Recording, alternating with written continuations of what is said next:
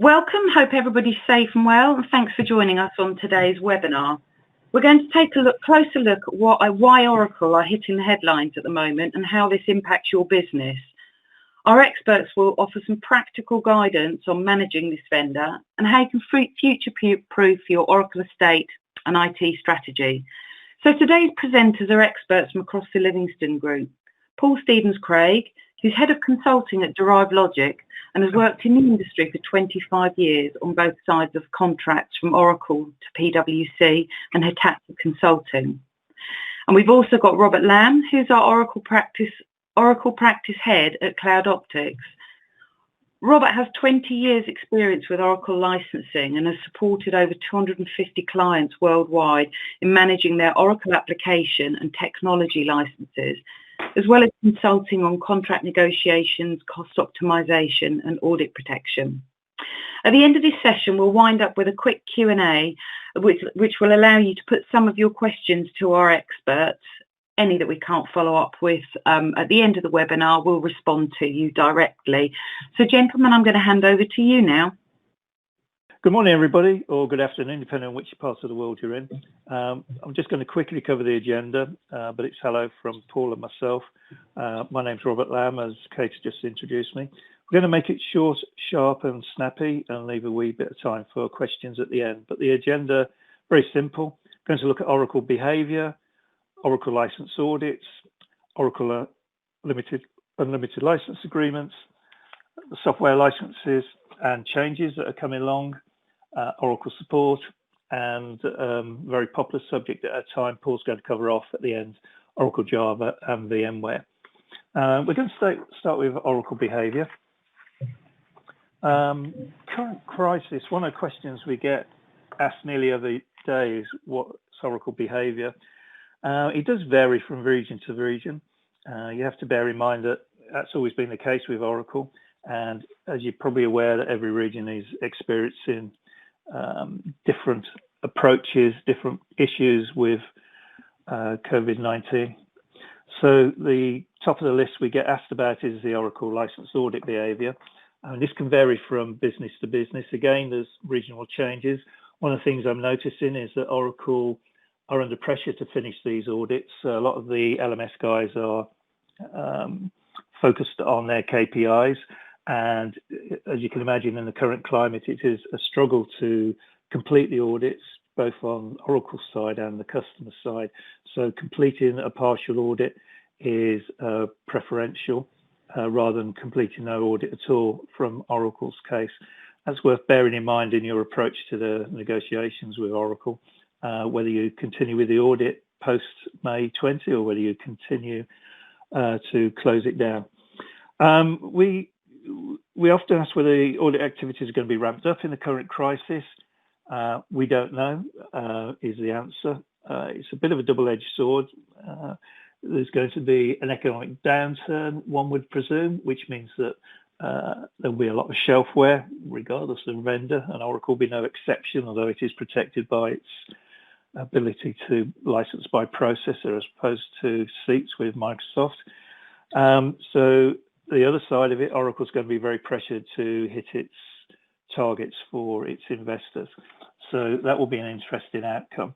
But certainly in certain parts of the world at the moment, particularly in Americas, we're seeing a lot of pressure on customers to complete business for the end of year, May, no exception. An important aspect of any audit is customer coverage. One of the ways that Oracle achieves that, and it varies again from location to location, is through its partner programs. It's always worth inquiring whether your partner is auditing you on behalf of yourself or on behalf of Oracle. They should come clean with that. There's different outcomes when you're audited by a partner, but the effect is very much the same. We'll talk about that in a bit more detail around the audit part of the presentation. Commercial behaviour, it's the end of year, if you hadn't noticed. We're seeing quite a lot of business going through customers where it's mid-market. These tend to be project driven. So the projects are already in flight and we're seeing that these projects are being completed as as they needed to be. And the consequences of that is that Oracle are maintaining their license stream through the mid-market. In the upper end of the market, large contracts, slightly different behavior because it's not being driven by a project, it's being driven by the usual, how much can we sell you Oracle to do you the deal of the century, and that creates a bit of different behavior on behalf of the customer, on behalf of the client. So depending which part of the marketplace you sit in, you're going to see different behavior from Oracle. Still playing the old trick of cloud credits for software products, swap out. It's still driven by the salesperson's commission. And one of the advice that I always give to my customers is never shy to ask what your sales rep is commissioned on, how they're KPI'd, because that's going to be driving their behavior. One thing to note, which has happened recently, is the old Oracle Bible, their policy document, software investment guide, has been replaced. You can Google the investment guide online through oracle.com. It's been the sort of Bible that many people have gone to over the years. But just to reiterate something which probably hasn't come across my agenda for a while, it used to be always a question customer asks about software investment guide. So just to reiterate, it is a policy document. It's not everything that Oracle are going to work around when they're arguing about licenses. There are other documents. Avoid reading it with happy eyes, and always remember that the order document or your service agreement takes precedence over anything that might be written on an Oracle site that an Oracle sales rep might point you to. So that's Oracle's behavior. We're going to quickly now look at Oracle audits in the current climate, and Paul's going to take you through that. Thank you, Rob. Hi, everyone. So what I want to do is just go through a number of points. And obviously this is just based on kind of a lot of experience actually with working on a number of customers, especially around Oracle license audits. So I think the key message, and I think whether it will happen or not, I think it's being proactive in the event that you are likely to be audited. And I think the kind of key points here is understanding in terms of what's out there being deployed, the kind of product use rights. And I think going to the kind of product use rights is that there are a number of products that include other products, kind of mainstream products, or have restricted use of, and it's just important to understand that. Now, there is a lot of wealth in terms of license information out there, so it's good to know what you have a right to use. Contractual obligations, particularly important. That could range in other points I'm going to mention around the audit clause, what products you are licensed to use, and more. And that for me is particularly important. But I think the key points are knowing your license metric definitions, whether it's processor, named user, application user. There are hundreds of metrics out there. So I think being proactive and having it as a regular activity that's repeatable would bode well in preparation for a license audit. And I think with the current climate outcomes, whether it's even if it's Oracle's year end or quarter end, or you have a support renewal that's due, it's particularly important just to be proactive, and I can't stress that enough. Before even considering starting an audit, going beyond the audit letter and more importantly the non-disclosure, is a project plan, which is very unheard of with Oracle, but it's important to have a very detailed project plan before you start any Oracle audit activity and starting that engagement. Because the reason being is because it's going to utilize heavy resources across the business, whether it's technical, whether it's procurement, even at C level. So it's particularly important to get that kind of formalized. More importantly, to be in the customer's benefit rather than Oracle's, but bearing in mind of obviously Oracle quarter ends and year end cycles. But it's important to formulate that project plan that suits the customer from business, normal business activities, because it will utilize a lot of resource. And it's not unusual for an audit to take 4 to 6 months, and it can even be longer. If you look at the end-to-end process, it's not just about measuring and gathering data. It's the commercial aspect at the end of the process. And what I mean by that is if there is non-compliance, it can take many weeks, months to negotiate that and to come to a resolution. The audit clause is particularly important because, let's say last year, the audit clause in kind of recent license agreements has changed. As before, let's say for a number of years, the audit clause it was quite limited in terms of what was required.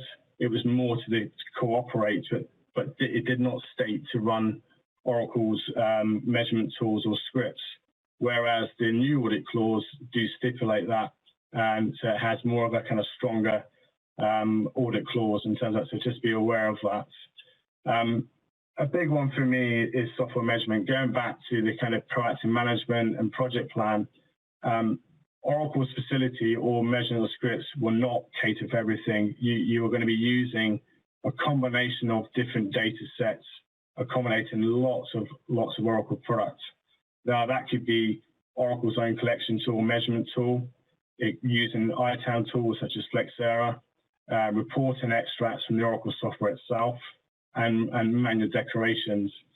So outside of that, you've got to look beyond not just database, but you've got to look at in terms of the middleware or Fusion middleware in this case, because that's become quite a focal point for Oracle.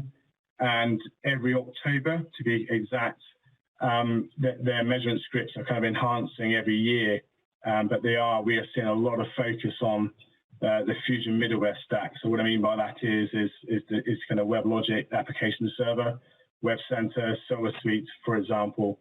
That's a big area, which will incorporate detecting Oracle Java installations. So kind of key pointers there is, Oracle Coherence, Service Bus, Web Center software products are kind of key gotchas within that area. Another, what I'm seeing quite regularly is the Fusion Cloud, not to be confused with Oracle's kind of managed cloud, but it's Fusion Cloud.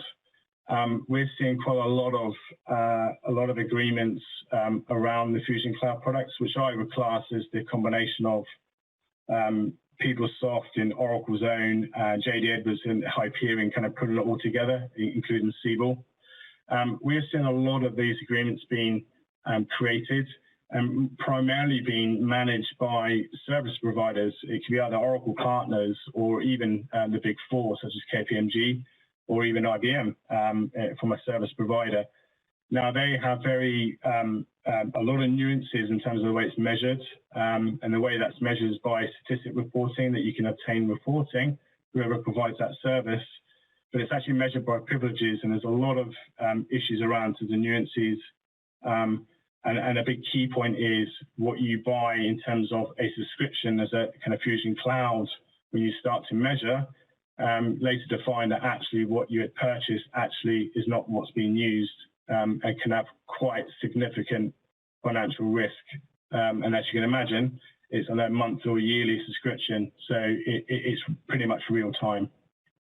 So I will pass over to Rob, who is going to talk about unlimited license agreements or ULAs. Yeah, thanks, Paul. Certainly agree with you on that last point about Fusion Cloud. It's very much a hot subject at the moment. Yeah, it's that time of year again, folks, when Oracle are beavering away to sell you a EULA or possibly a PULA, depending on where you sit in the marketplace. And it's a major investment. I sort of despair sometimes when clients start looking at the EULA renewal or exit maybe 3 to 6 months before. If I had my way and I was a client, I'd be looking at my EULA renewal and exit the day after I've actually signed the agreement with Oracle if I'm going to maximize my investment in the product. But often we always see that it's the case that it's been such a major drain on monies, physical effort, mental effort to get to the point of signing with Oracle. I mean, there's certain things which will come out in the points below. That's why I'm sort of giving you that consideration, particularly around the fact that some of your products might not be accepted if you start installing them at the back end of the EULA. You need to look at the small print in your EULA for that. You've got the virtualization rules. Again, it's a double-edged sword about how you use those and what you've actually written into your agreement. I am seeing the ability to certificate cloud usage in some EULA agreements now. So if you're in the middle of actually writing up your EULA with Oracle at the moment, take that on board. They are giving that consideration for Oracle IaaS and Microsoft Azure. If you can negotiate that, it's going to be a big win, because at the moment that's usually a standard clause which excludes you from counting in your cloud instances when you exit. Any non-compliance is a breach of EULA. This is quite an often got you with the clients. And we're going back to possibly the audit that Paul just went through. The more that you manage your assets by the way that Paul described in terms of ITAM tools, scripting, manual declarations, the better handle that you have in order to maximize your renewal and deployment. Important thing, and we're going to cover this in support, which is one of the next topics further down, is that if you're running legacy versions of Oracle, and version 11 of database now is legacy, you exit your EULA and you could find yourself exposed to extended support fees, which can have a significant hint on your already significant support stream. So opportunity now to consider the current year requirements, deliver any terms and conditions on your Oracle EULA exit or renewal if you're in that position. Oracle would have gone through that with you in order to establish the value that they're going to get from the EULA, or they should have done. I would say that in terms of behavior, quite often we see that the EULA renewal is taken on the ability of the Oracle sales rep to guess a number rather than a full-scale exercise around the indication of what the client's going to use going forward. Depending where you are in the EULA process, its remediation is going to be important. So the more time that you give yourself to do that, the better you're going to be placed when you get to renewing your EULA or exited. Consideration and impact of new changes to the product license rules should be taken on board as well. There's so many areas to cover in this, but just to give you a flavour for that, if you've currently got a EULA or you're thinking of renewing a EULA and you've got multi-tenancy on there, you need to be asking your IT departments what your usage is of multi-tenancy going forward.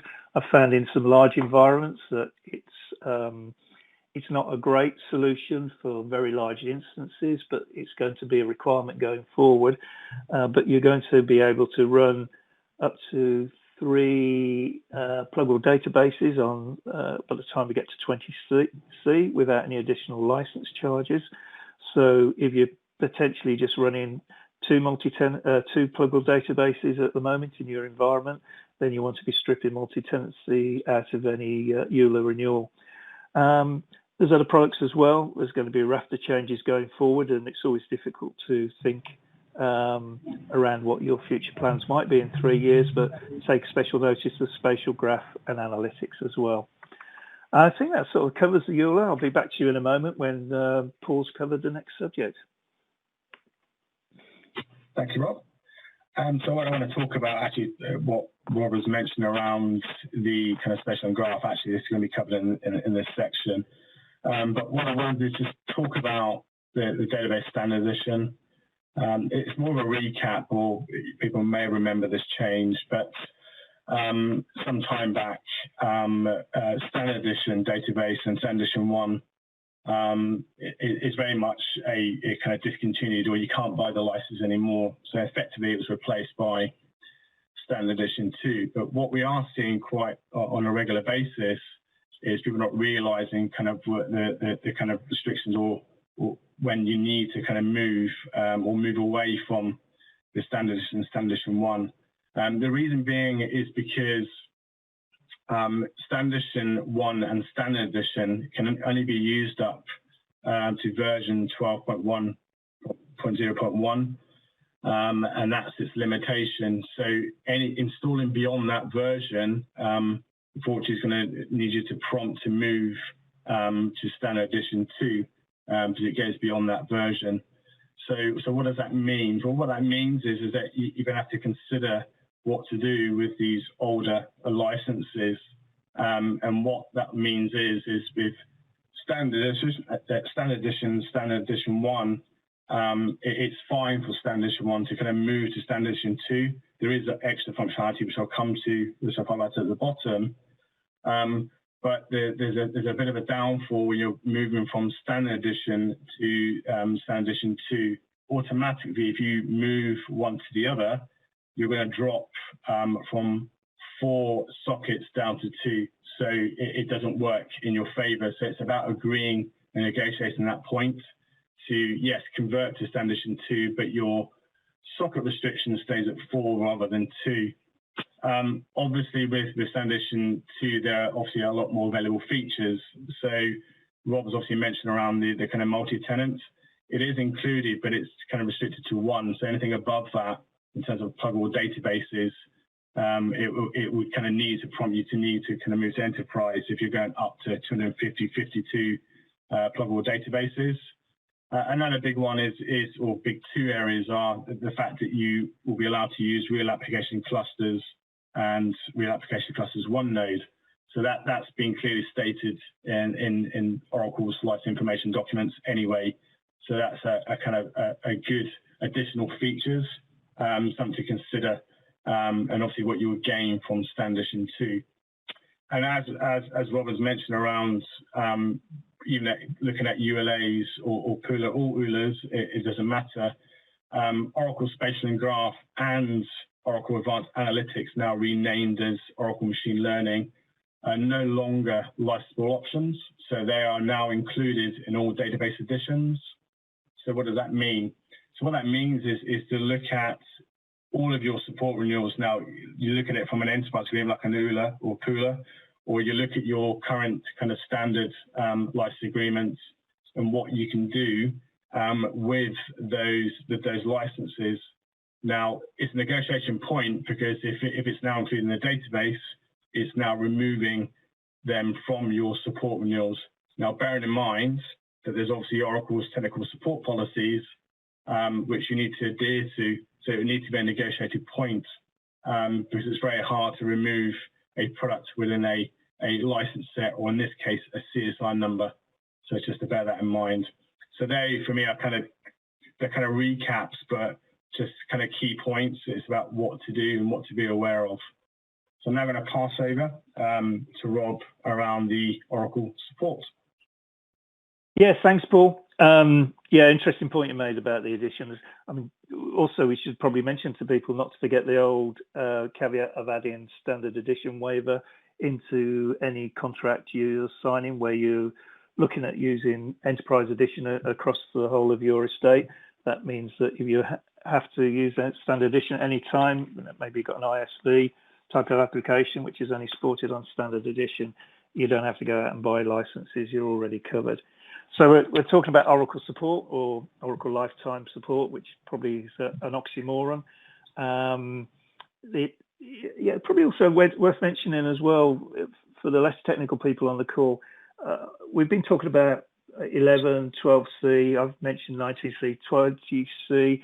Oracle introduced a new numbering system to make it possibly easier, but it could be cynical to say built-in obsolescence. The releases now, we had 18C, we've had 19, we're on to 20C. it works around, you've probably already worked it out, it works around the years. So the idea is the numbers are based on the years of releases, rather than in the old days you'd have something like 11G that would be released and would be current for number of years. So the important thing, we've been talking about extended support costs occasionally throughout the webinar presentation, but the extended support costs for 12.102 until 2022. Now there are some caveats around that.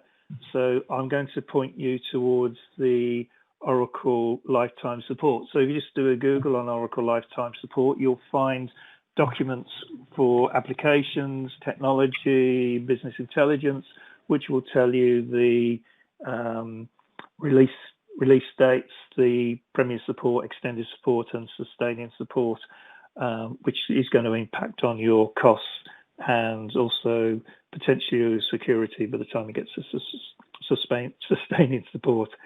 But note the database 12.201 is scheduled to move to extended support in 11.20. I mean, there are ways around this extended support costs. You can bake in support fees at zero at any contract opportunity. The usual trick of doing this is by working with Oracle to have a 2 or 3 year support renewal. To give you a value of this, I've worked out that for every £1 million, $1 million, that's worth 121k on a 3-year deal. So you're committing to a stream with Oracle on all your products for 3 years, but you're saving money. That sounds great if you're on a KPI for procurement, but the danger is that we run into some of the issues we talked about earlier, where you end up with a support stream where you've got spatial, multi-tenant, etc. embedded in that support stream. So, you know, again, I keep talking about double-edged swords. You've got support stream, which has got embedded products, which are technically non-licensable now. So maybe you don't save any money. So you need to have a very close look at what you're doing before you enter that sort of agreement with Oracle. Support lifecycle applications and unlimited. A lot of activity around this. Where you're at on this, it depends where you are in terms of maturity, the nature of your products, and the value estate. We could probably do a whole half an hour to an hour on this. If you haven't heard of it, you can find details at oracle.com. I think that from what I've seen of it, it's a bit fluffy, and Oracle are bespoking solutions to clients at the moment. But if you get into any of those negotiations around Oracle, look at your options around cancel and replace for any redundant products. So just for the uninitiated, it's not very popular with Oracle. It's certainly not popular with the sales reps, but if you have redundant products and you have the ability to cancel them because they're not optimized, then do so and rebuy. That's a pretty standard approach that we often take in terms of license optimization for customers. And if you have any further questions about that, throw them to us at the end of the webinar or contact Paul or myself. So alternatives to Oracle support. The interesting thing about this has been around for so many years, and many people in the Oracle and SAP Marketplace have heard of Rimini. There's also a couple of other organizations that offer this level of third-party support, where you're lifting and shifting your support from Oracle. What's I think is interesting at the moment is that customers are opting to shift and lift technology products, which is middleware and database. Historically, it was a fairly easy lift of e-business suite because it's relatively easy to support legacy e-business suite. You can get at the code. If you've got a stable system, you've not got too many challenges. The difficulty, obviously, with database is that you're not going to be able to get at the code. It's more difficult to support, but we are seeing a little more keenness on behalf of customers to lift and shift database and middleware into third-party support. Challenge is always for customers, and it's the final piece that I would leave you with, is that where customers are signing contracts whether they're EULA or just resell contracts with Oracle, and they've mixed CSI products on CSIs. They're struggling to strip those CSIs apart to take to third-party support. So it's a bit of an old chestnut, but never forget it. If you're signing anything this May, make sure that even if you've done a big deal with Oracle, split out your CSIs by product family as a very minimum. So what I'm saying, make sure that you're getting a different CSI for your database, for your Fusion middleware, for any business application or BI. Make sure they're all on different CSIs to give you future-proof. And, refer to Paul's comments earlier about the CSIs. Thank you. Thanks, Rob. So the kind of last slide is, so Oracle Java, I think it's been around for a couple of years now, and the good old VMware. So I think what I'm doing here is just based on experience and kind of been working with customers. So with Oracle Java, it very much is a point of elimination, which a lot of people are kind of not aware of. And my view on this is that you've got to look at this in stages. I think the first one and the easiest one, taking into consideration Oracle's approved list and Oracle's support statement or support notes around using Oracle Java with other Oracle software products. I think first, as a point of elimination, is to look at that. So what Java is being used with your existing Oracle footprint, and more importantly, your licenses that you hold. You'll find that anything pinned or related to that Oracle software will be covered by those two elements, and that's the approved list. For example, WebLogic Suite, which encompasses a lot of the Java SE products, an Oracle support note, which has a number of, gives a description of and the restrictions of also using Oracle Java for the purposes of other Oracle software. The next point, which really what I'm seeing is people don't kind of realize is around non-Oracle publishers. So the kind of IBMs, the Veritas, the VMwares, these publishers have agreements and statements quite clearly stated on their websites that they allow to use Oracle Java as part of their product or solution. And that's a big one to kind of bear in mind. Now that list of publishers is endless. So you'll find that there is many, whether it's bespoke or mainstream vendors that will be covered by some level of an agreement with Oracle about using Java as part of their product or solution. So what you will find is that when you start to pick away and start to eliminate, it kind of leaves minimal. Now what we're seeing is the outcome is actually a minimal risk or no risk at all. So what was originally anticipated. So it's particularly important that there is a step-through process in terms of Oracle Java, and that's what we're seeing. It's about understand what your Java is used for, what it relates to, building that inventory, pretty much a work stream to manage that and manage your Oracle Java estate as such. On the flip side of that, you've got the alternatives to Oracle Java, and definitely throughout 2019, many customers are process reengineering. So they're going to alternatives, free alternatives, whether it's OpenJDK, Adopt OpenJDK, or Azure. More importantly, then you'll have a lot of publishers. They're also process engineering their solutions or products to include, to move away from Oracle Java. And some examples there are kind of Micro Focus, McAfee, and Quest. So after doing kind of a lot of kind of assessments and supporting, there's a process to follow around that with reference to Oracle Java. The good old, what I want to move on to is around VMware. So I think it's pretty much common knowledge around kind of, where do I legally stand with Oracle soft and hard partitioning policy. And as Rob mentioned earlier, in terms of the new guide that Oracle introduced, the policies, but they're for informational purposes only. Now, when it comes to VMware, it's particularly important. And it's very much repeating that message. I think before we do anything around VMware, it's to understand that in terms of the policy, it's not contractually binding. It's for informational purposes only, or is it stated in a license agreement? I mean, the only time it would be in a license agreement unless you've got something non-standard being written into your ordering document or agreement, especially around VMware. So that's a key point. The VMware counter arguments and considerations, there are very many of. I could talk about the definition of installed and or running, and we could talk that at length in another subject.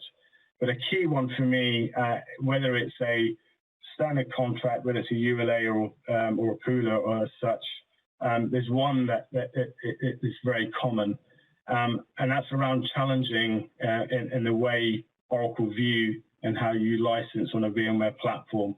Their view is license everything, every vCenter, regardless of whether Oracle is installed or not, every vCenter needs to be counted. The view on that is, and where we've been, always successful, pretty much in every engagement, is the ability to challenge that. Now, the way to challenge that is exactly as the statement I've stated here is, it's the ability to effectively show the way to ring fence or isolate both at the physical host and also the storage level. And that's particularly important. The idea is that what you want to be doing, whether you're in an audit or prior to an audit, or part of a ULA exit or certification, is the ability to prove that.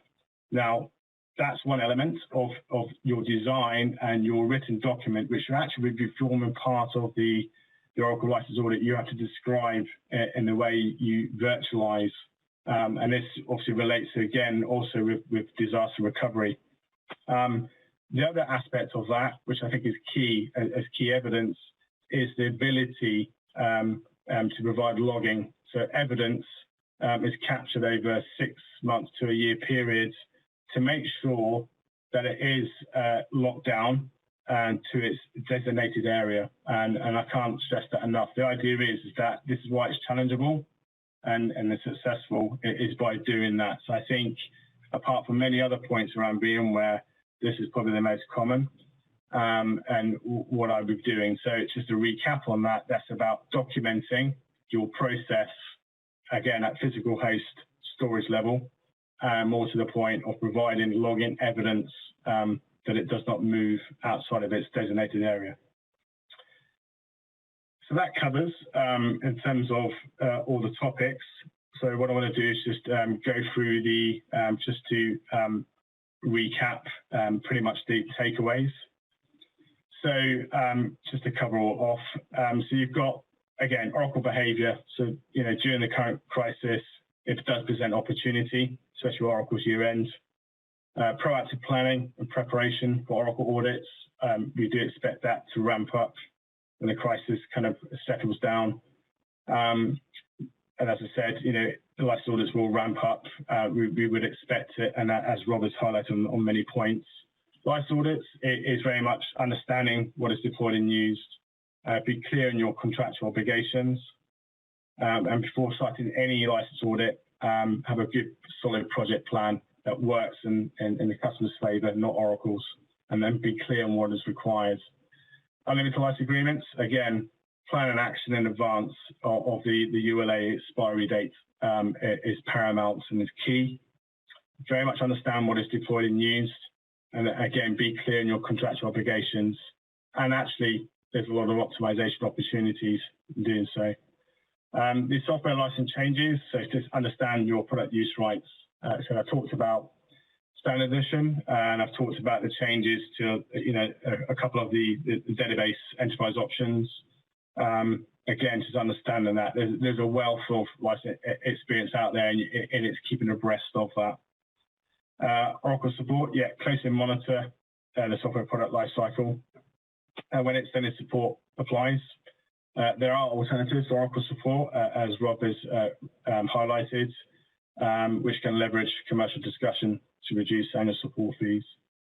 And lastly, the Oracle, Java, and VMware there may be minimal Oracle Java risk to what was originally anticipated, or no risk at all.